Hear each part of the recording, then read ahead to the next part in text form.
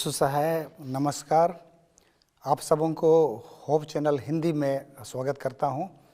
और मेरा सीरीज सबको जानना चाहिए का 13वां एपिसोड आज मैं आपके सामने प्रस्तुत करने वाला हूं। आप सब ने मेरे जो है एपिसोडों को देखा है, अगर नहीं देखा है तो आप सबों से मैं गुजारिश करता हूं कि मेरा जो है सबको जानना चाहिए 1 से 13 एपिसोड को अवश्य देखें। आप होप चैनल में उसको ढूंढिए और उसको आप देख सकते हैं। एक सिलसिलेवार है जिसमें मैं प्रभु यीशु मसीह से संबंधित जितने जानकारियाँ मैं उसको दिया हूँ। अगर आप प्रभु यीशु मसीह के विषय में ज़्यादा जानना चाहते हैं तो आप इस सीरीज में आप उसको ढूंढ सकते हैं और मुझे बहुत मेहरबानी होगी।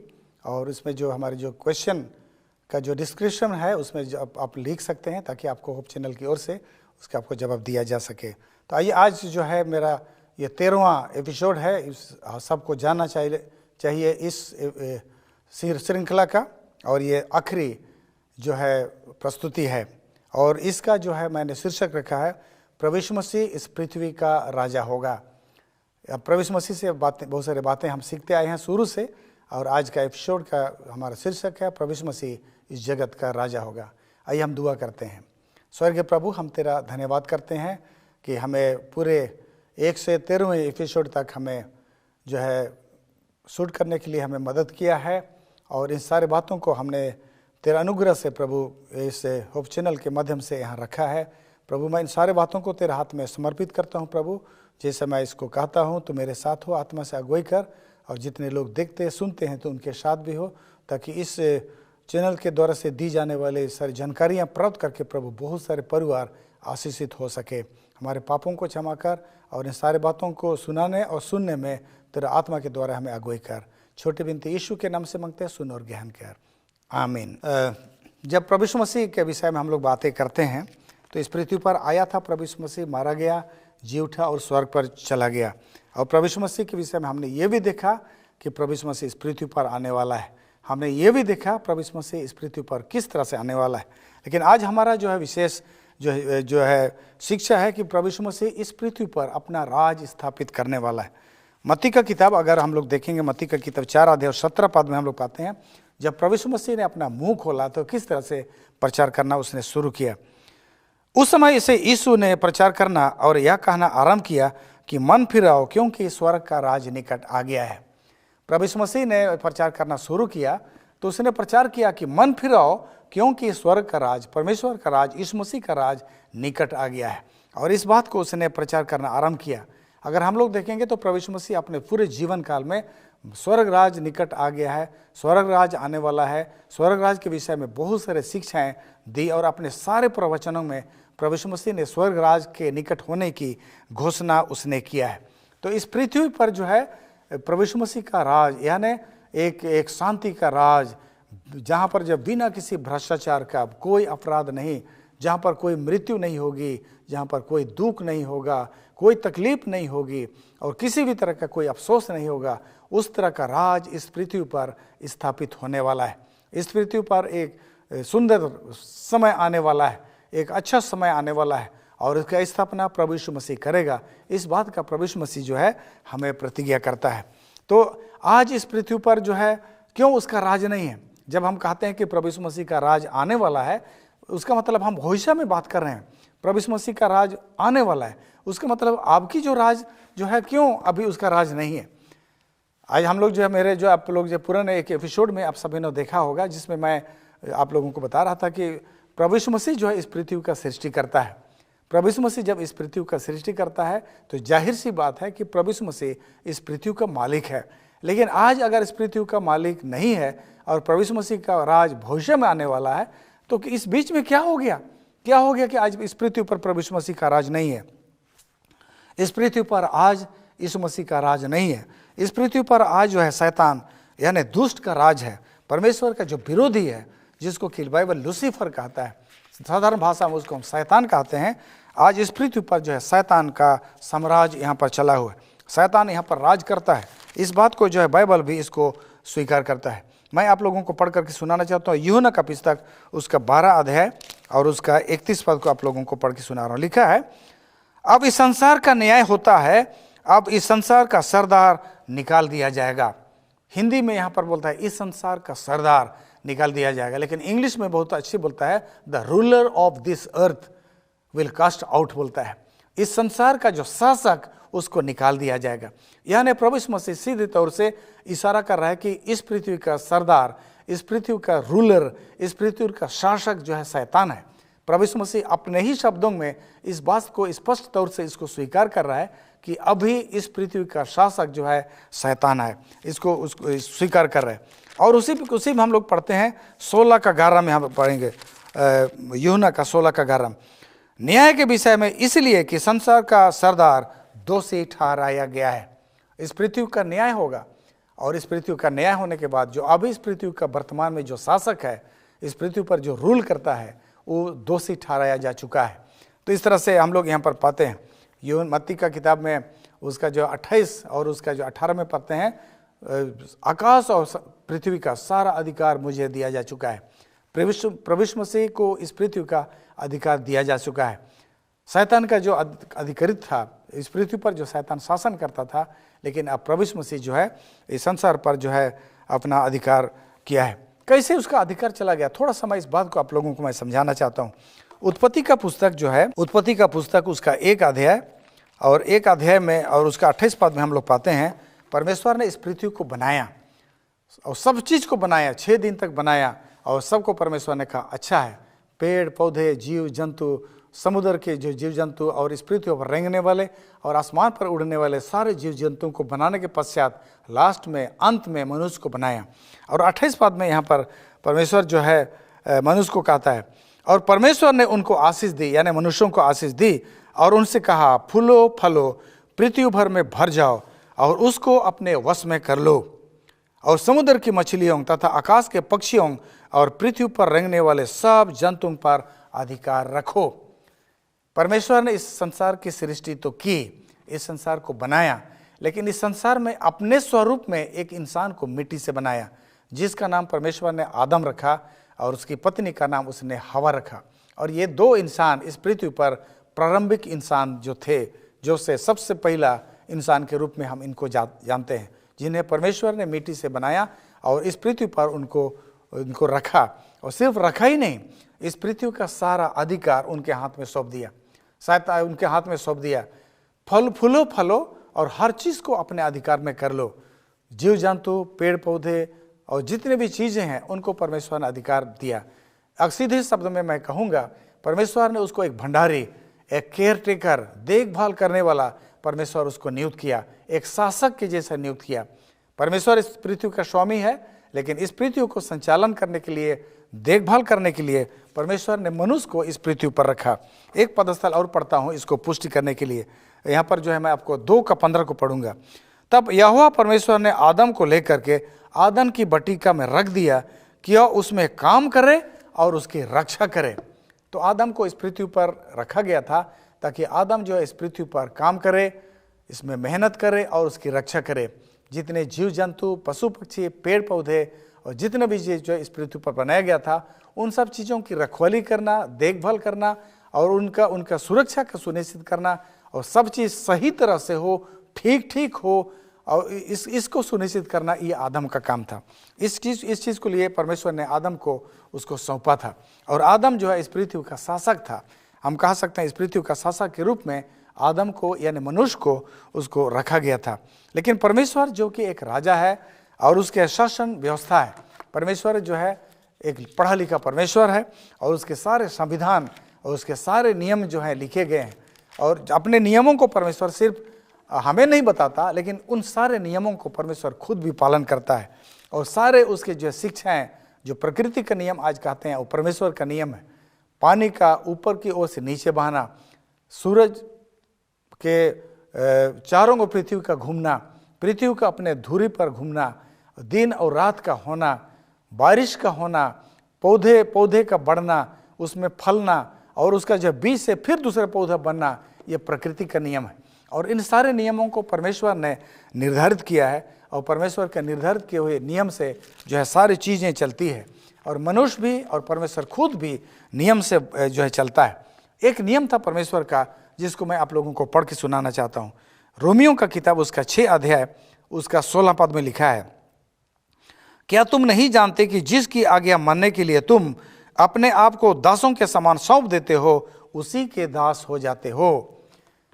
बाइबल के जो नियम है, परमेश्वर के नियम था, जिसकी तुम आज्ञा मानते हो तुम उसकी दास हो जाते हो। तो उत्पत्ति में हम लोग अगर फिर हम लोग जाते हैं तो परमेश्वर ने कहा था आदम को कहा था 2:17 में, पर भले या बुरे के ज्ञान का वृक्ष है, उसका फल तू कभी न खाना, क्योंकि जिस दिन तू उसका फल खाएगा उसी दिन अवश्य मर जाएगा। आदम और हवा को परमेश्वर एक आदेश पालन करने के लिए कहा था। परमेश्वर का आदेश पालन करने के द्वारा से आदम और हवा परमेश्वर के दास यानी परमेश्वर के साथ उनकी संगति बनी रहती। जिसकी आज्ञा तुम मानते हो तुम उसी के दास हो, उसके तुम गुलाम हो। लेकिन आदम और हवा ने दुर्भाग्य से परमेश्वर का इस आदेश को तोड़ा और शैतान का आदेश, जो कि उस पेड़ का फल जिससे मना किया गया था, उसको शैतान ने खाने का आदेश दिया। परमेश्वर उस पेड़ का फल खाने के लिए मना करता है और शैतान उस पेड़ का फल खाने के लिए उनको उभारता है। और हवा और आदम ने उस पेड़ का फल खा करके उन्होंने परमेश्वर का वचन का विरोध किया और शैतान का आदेश का पालन किया। नियम के अनुसार से जो लिखित नियम है, संविधान है, शिक्षा है बाइबल की, परमेश्वर की जो शिक्षा है कि तुम जिसकी आज्ञा मानते हो उसके तुम दास बन जाते हो।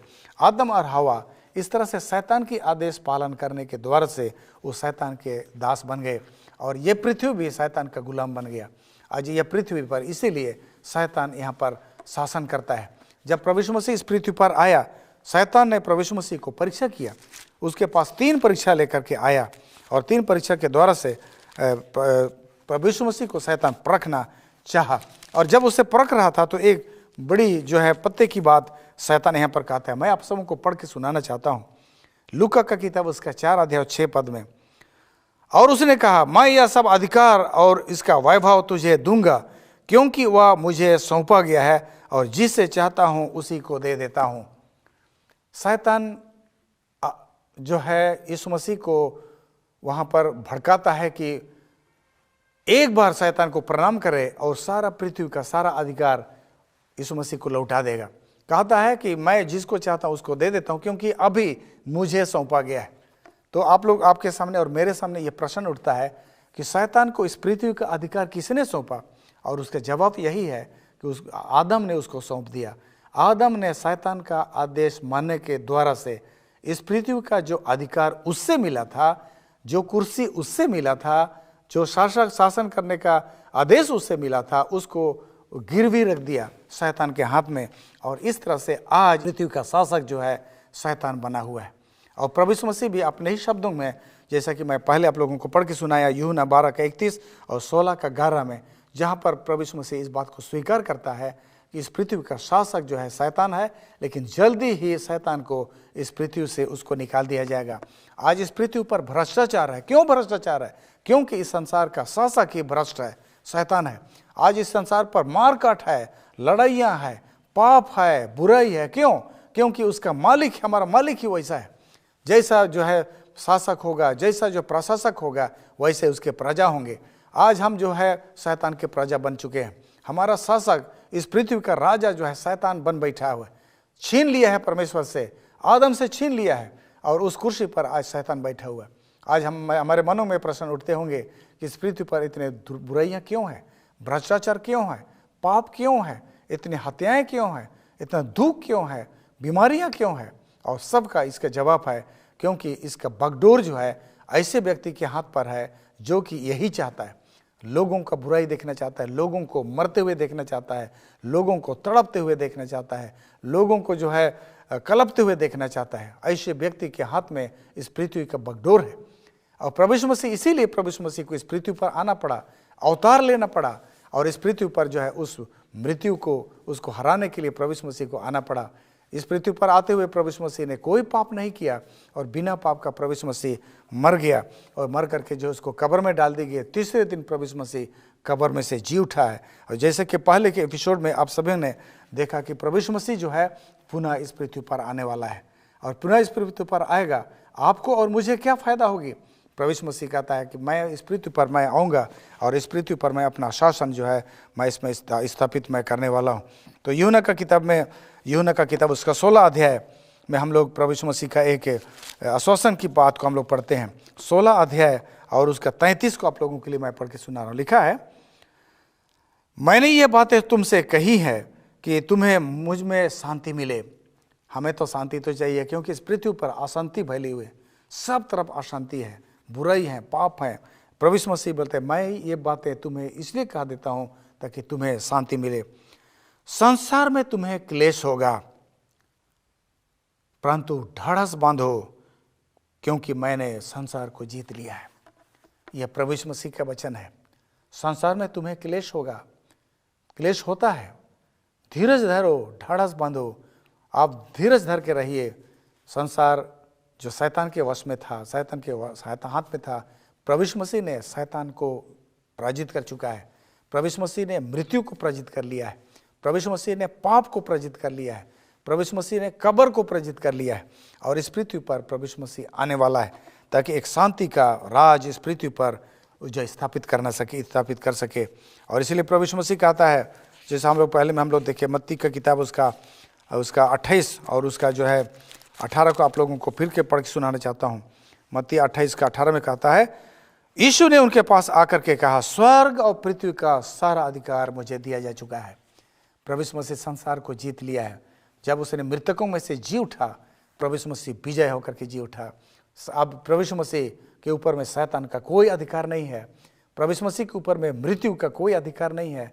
प्रभु यीशु मसीह के ऊपर में पीड़ा का, कब्र का कोई अधिकार नहीं रह गया है। जो कोई भी प्रभु यीशु मसीह पर विश्वास करेंगे, प्रभु यीशु मसीह के पास आएंगे, उनको भी प्रभु यीशु मसीह अपने ही तरह से उनको जो है विजय दिलाएगा।